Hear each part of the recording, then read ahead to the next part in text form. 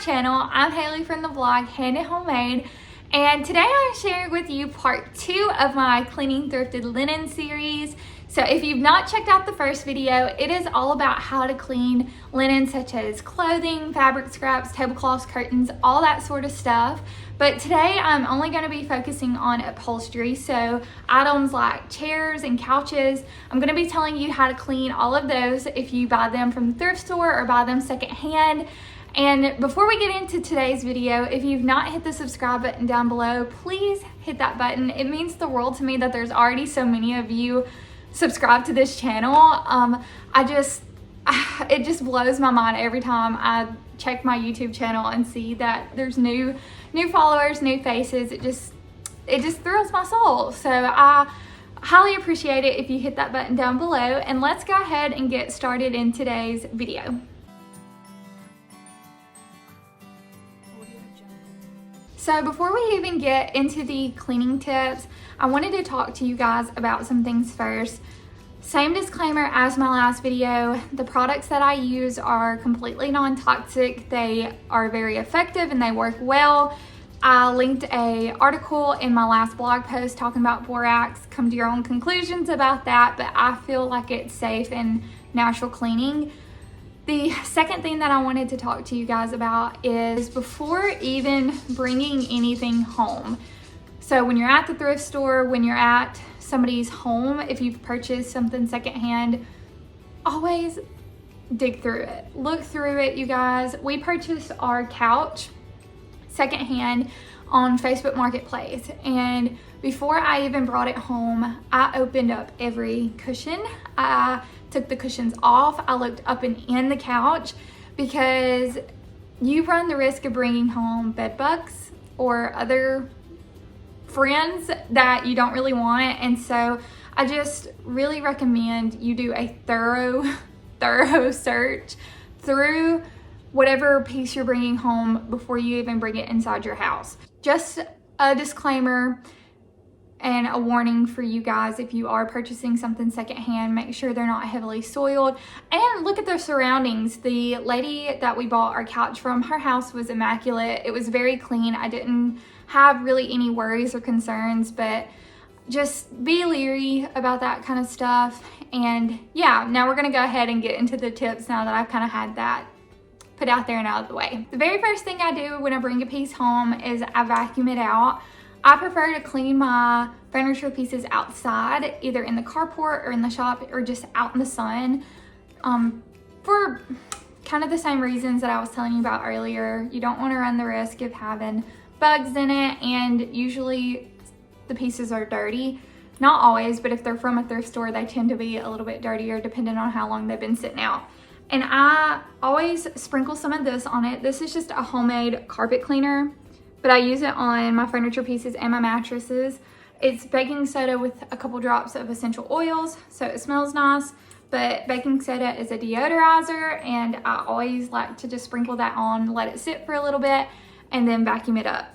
So after vacuuming, I go in with spot treatment. If there is a stain or a soiled spot, I talked about this in my last video, but I go in with the Puracy Stain Remover. It's natural, it's effective, it's affordable, and I love it. So highly recommend that.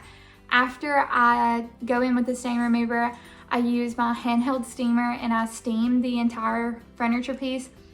Also, always check first in an inconspicuous spot and make sure that it's not gonna bleach it or anything like that. I've never had an issue with that, but some types of fabric you just can't really spot treat or steam. So check it first, but like I said, I've never had any issues with anything like that. And the steamer sanitizes.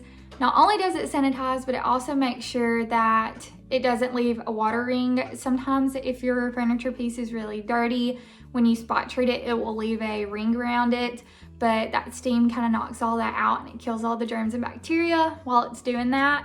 After that, I go in with distilled white vinegar and water.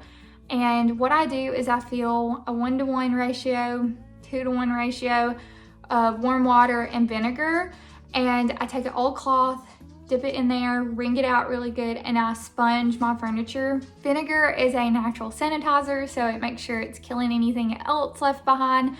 It will leave your furniture piece smelling a little bit like pickles, but I promise if you follow the rest of my steps, at the end of everything, it won't smell like vinegar anymore. So that is how I kind of sanitize and clean it.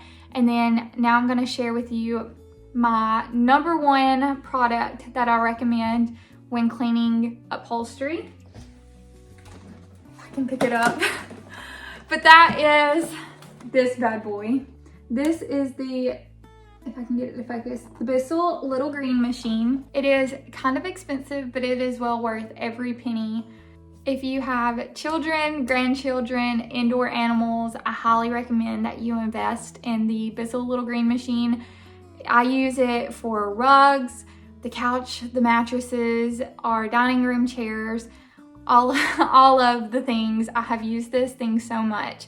And what I like to do is fill it with water and go in and add a couple drops of essential oils. So I normally do lavender, orange, lemon mix, and that leaves it smelling great, but it also just cleans it really well. It'll get up anything. You can scrub it with the brush that's on it, and it soaks up the water as it goes. So that's why I recommend soaking it with vinegar first and then going in with this second, because it'll soak up everything that's been pressed into the fabric. So highly recommend that. Absolutely love it. Worth every penny. It's my favorite thing, favorite cleaning product I think I have almost that I have ever gotten, that I've ever bought. It's my #1 in this house and couldn't live without it. So after I go in with the Bissell, I like to let it air dry. I normally will put it out in the sun if it's a pretty day, but sometimes I just leave it in the carport or the shop, let it dry completely through and through.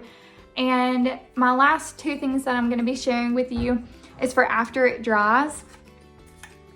If you buy a furniture piece and it has baubles or pills on it, I like to use this little de-pillar. I picked this up off of Amazon. I use this on our couch. I've used it on sweaters. It's a great little investment. All it is, and I'll try to insert a video of me using it, but you turn it on and there's blades on the inside of this, and you run it over your furniture piece and it collects all the peels and lint in here, and you can just dump it out. So I recently did a red sweater and you can see there where it's collected off of it, and it makes it look good as new.